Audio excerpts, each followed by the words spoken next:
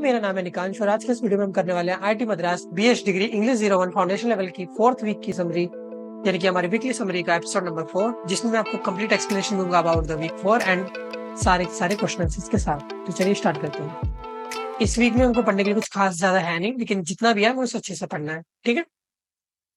English is a global language. हमें पता है कि इंग्लिश एक ग्लोबल लैंग्वेज है जो कि दुनिया भर में बोली जाती है, right. While speaking English politeness is very important, even more than the grammar और प्रोनाउंसिएशन। ठीक है। तो जब भी हम इंग्लिश बोलते हैं तो पोलाइटनेस सबसे इंपॉर्टेंट होती है। ठीक है, यानी कि हम अच्छे लहजे से बोल रहे हैं, धीमे बोल रहे हैं, अच्छे से बोल रहे हैं, मैनर्स के साथ बोल रहे हैं, तो ये ज्यादा बेटर रहेगा। अगर हमारा मतलब ग्रामर को एक बार को गलत हो जाए कोई बात नहीं, प्रोनाउंसिएशन एक बार को गलत हो कोई बात नहीं, बस पोलाइटनेस बनी रहनी चाहिए, right. Second point, we should speak with slow tempo. हमें स्लो टेम्पो के साथ बोलना चाहिए, यानी कि धीमे धीमे बोलना चाहिए, राइट। तो ऐसे हमें आहिस्ता आहिस्ता बोलना चाहिए, यानी कि सामने वाले को समझ आए हमारी बातें। ठीक है। We should use stress on different word decisively. हमें किस वर्ड पे स्ट्रेस देना है, किस वर्ड पे स्ट्रेस नहीं देना है, ये हमें पता होना चाहिए।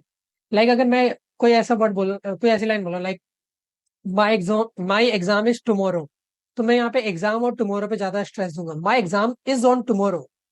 ठीक है। तो आपको पता होना चाहिए कि आपको किस चीज पे स्ट्रेस देना है, किस चीज पे नहीं देना है। For speaking better English firstly we should listen better English. अगर हमें अच्छी इंग्लिश बोलनी सीखनी है तो इसके लिए हमें अच्छी इंग्लिश सुननी होगी पहले। ठीक है। यानी कि आप जितना हो सके अलग अलग जगह जाइए, अलग अलग लोगों से बात कीजिए, मूवीज देखिए इंग्लिश, एंड लाइक जितना हो सके आप ज्ञान को बटोरिए। आप जितना अच्छा सुनेंगे उतना अच्छा आपका इंग्लिश अपने आप ही हो जाएगी। ठीक है। चलिए, effective presentation. If we have to make our audience listen to us more carefully and seriously, then we have to create an effective appearance, यानी कि प्रेजेंटेशन। देखिए, अगर हम चाहते हैं कि हमारा जो भी ऑडियंस है, यानी कि जो भी जो भी लोग हमको सुनना चाहते हैं सुनेंगे, वो हमारी बातों को सीरियसली ले, ज्यादा ध्यान से हमारी बातों को सुने, तो इसके लिए हमें अपनी प्रेजेंटेशन अच्छी करनी पड़ेगी। ठीक है। लाइक हमें अच्छे से खुद दिखना भी पड़ेगा एंड साथ में हमारी बातों में भी वो दम होना चाहिए, राइट।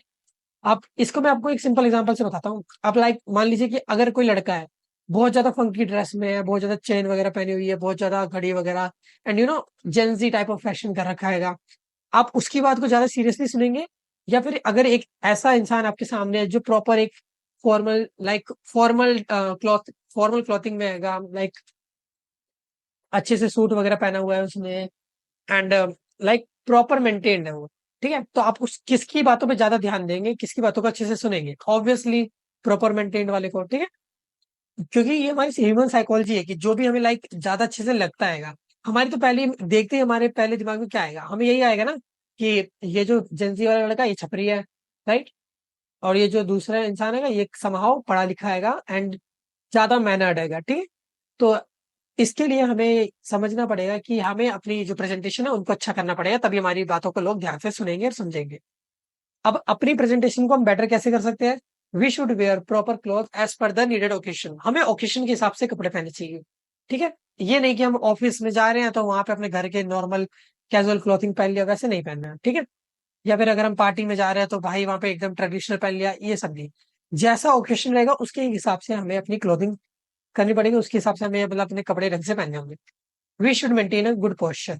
अब आपने देखा होगा कुछ लोग क्या होते हैं, गिरते पड़ते रहते हैं बोलते टाइम, कभी इधर गिर रहे हैं कभी उधर गिर रहे हैं, लाइक सीधे खड़े नहीं रहते, वो हिलते डुलते रहते हैं। तो हमें इस चीज को लाइक करेक्ट करना पड़ेगा अगर हमारे अंदर ये चीज है तो। ठीक है। हमें अपना एक अच्छा पोस्चर बनाना चाहिए, हमारी रीढ़ की हड्डी सीधी होनी चाहिए, हमें सीधे बैठना चाहिए अच्छे से। ठीक है। तो ये सब इफेक्टिव प्रेजेंटेशन का कहीं ना कहीं पार्ट है। We should use hand gesture and other basic manners. हमें अपने जब भी हम इंग्लिश बोल रहे हैं तो हमें बीच बीच में अपने हैंड जेस्चर्स का यूज करना चाहिए, और अपने बेसिक मैनर्स जो होते हैं, लाइक किसी से मिल रहे हैं तो हैंड शेक कर रहे हैं या उनसे, या फिर इवन नमस्ते वगैरह कर रहे हैं, तो ये सब हमें बेसिक बेसिक बात है जो हमें पता होनी चाहिए। Try to maintain a comfortable eye contact. जब भी आप किसी से कन्वर्सेशन कर रहे हो, किसी से बात वगैरह कर रहे हो, तो एक कंफर्टेबल आई कांटेक्ट बनाने की कोशिश कीजिए। कंफर्टेबल आई कांटेक्ट का मीनिंग हो गया, आप आंखों में आंखें डाल के बात तो कीजिए, लेकिन आप इतना भी मत आंखों में आंखें डालिए कि मतलब सामने वाले को अनकंफर्ट होने लगे, या फिर उसको मतलब अजीब सा फील होने लगे। ठीक है। दोनों दोनों पर्सन के बीच में एक कंफर्ट जोन बनना चाहिए, राइट। चलिए आगे बढ़ते हैं। टेलीफोनिक इंग्लिश का मीनिंग हो गया ऐसी इंग्लिश जो यूज करते हैं हम जब हम किसी के साथ कॉल पे बात कर रहे होते हैं या फिर हमें कॉल पे जाना होता है। ठीक है। तो the English which we should use when we are on the phone call और we have to make a telephonic conversation. ठीक है। अब इसके लिए आपको कुछ भी नहीं करना, इसके लिए आपको आपके पेरेंट्स ने बचपन से ही मेंटेन कर रखा है, आपको सिखाया हुआ है। तो जो बेसिक बातें आपके बचपन से ही मतलब आपको अपने आपके पेरेंट्स ने सिखाई हैं, लाइक चाचा बुआ वगैरह का फोन फान आए तो अच्छे से उठाइए, रिसीव कीजिए, नमस्ते वगैरह कीजिए, ग्रीट कीजिए, ठीक है। उसके बाद आप प्यार से पूछिए कि आपको किसको अगर आप अननोन नंबर से बात कर रहे हैं तो आप पूछिए कि आपने कहाँ कॉल मिलाया है, किससे आपको बात करनी है। Basically politeness is the key, calmness and politeness, ठीक है।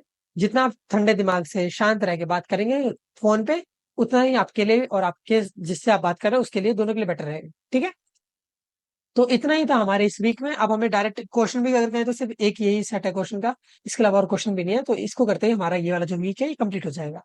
एंड साथ ही में आपका, अगर आप क्वालिफायर की तैयारी करें तो क्वालिफायर का सिलेबस यही तक था। तो चारों वीक कंप्लीट हो गए, आप अच्छे से इनको देख सकते हैं, पढ़ सकते हैं, राइट। एंड अगर आप सेमेस्ट्रियल एग्जाम की तैयारी कर रहे हैं तो अभी आगे आने वाले वीक भी मैं अपलोड कर दूंगा एंड प्लेलिस्ट में ऐड भी कर दूंगा, ठीक है। तो चलिए अभी क्वेश्चन करते हैं। Mark the appropriate response. I have been trying to talk to her, could you please ask her to dash the call.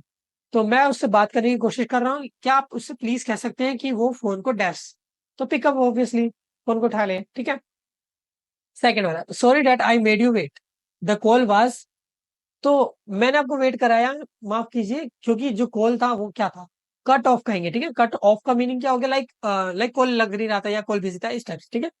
I can hear you on and off is response used by the speaker to indicate that the other person is not audible of their voice is not clear in enough, ठीक है। तो मैं तुमको, I can hear you on and off मतलब मेरे को बीच में cut cut के तुम्हारी आवाज आ रही है, तो इसका मीनिंग ये हो गया कि वॉइस क्लियर नहीं, क्या ये ट्रू है, ऑब्वियसली।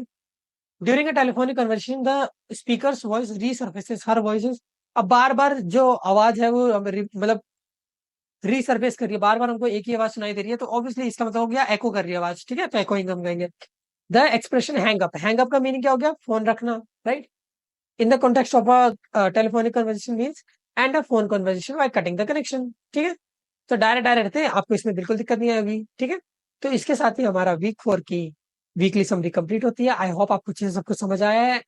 एंड आप चाहे तो बाकी के वीडियोस को भी देख सकते हैं, उसको रिवाइज कर सकते हैं, काफी ज्यादा मेहनत करी गई है इन वीडियोस को बनाने के लिए। तो मुझे पूरी उम्मीद है कि आपको ये वीडियो अच्छा लगा होगा। एंड अगर आपको ऐसे ही वीडियो अच्छा लगा है तो आप अपने दोस्तों के साथ शेयर कर सकते हैं वीडियो को। एंड मिलते हैं हम नेक्स्ट वीडियो में। Best of luck for your future.